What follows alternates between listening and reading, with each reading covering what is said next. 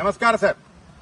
ഇത് കാസർഗോഡ് എതിർത്തോട് എന്ന് പറഞ്ഞാൽ ഇതാണ് ഇടനീരിന് വരുമ്പോ പിന്നെ കേറ്റങ്കാരി അപാട് കിട്ടുന്നത് എതിർത്തോട് എന്ന് പറയുന്നത് വെള്ളിക്കട്ടേന്ന് ഒരു 1-1.5 കിലോമീറ്റർ ഫുള്ള് ഇവിടെ 2 കിലോമീറ്ററിന്റെ അടുക്ക വരുന്ന വെള്ളം കംപ്ലീറ്റ് ഈ എതിർത്തോട് പറയുന്ന ഇതിന്റെ കാരണം ഇതാണ്.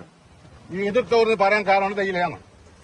അങ്ങനെ സ്റ്റേറ്റ് വരുമ്പോ നോക്കിയാൽ റോഡ് എങ്ങനെയുള്ളത് നെല്ലിക്കട്ടിൽ വരുന്ന സ്റ്റേറ്റ് റോഡാണ്.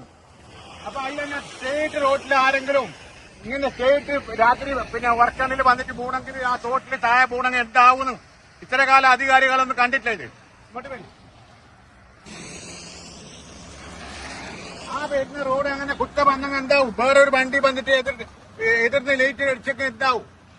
എതിർ ലൈറ്റ് അടിച്ചിട്ട് കണ്ണുക്ക് കാണാനായിപ്പോയെങ്കിൽ ഈ തോട്ടിലേക്ക് പോകണം. ഇതാ 3 മീറ്റർ താഴാനല്ല, വലിയ കുയ്യാണ്. ഒരു 2 മീറ്റർ വീതി കൂട്ടിയിട്ട് ഇവിടെ റോഡ് എപ്പോഴെങ്കിലും റോഡ് ശരിയാകുന്ന സമയത്ത് അപ്പം ശരിയാക്കാലോ.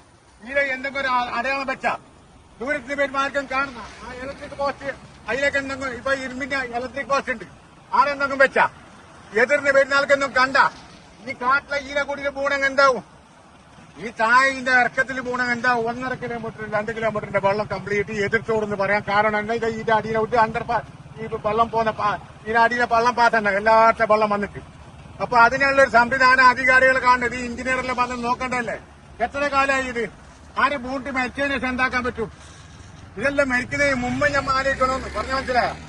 ഇത് നല്ലോണം അധികാരികൾ ചിന്തിച്ചില്ല. ആരെങ്കിലും മരിച്ചെങ്കിൽ കേസുകാർക്ക് എഞ്ചിനീയർക്ക് ഉണ്ടാവും, ഗവൺമെന്റ് അധികാരികൾക്ക് കേസുണ്ടാവും. പറഞ്ഞ മനസ്സിലായോ?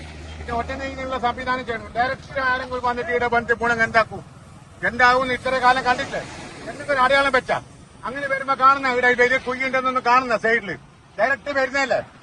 ഓക്കെ, ഇതിനുള്ള സംവിധാനം ഒട്ടനെ ചെയ്യണം. കാസർഗോഡ് നിർത്തി മുഹമ്മദ്.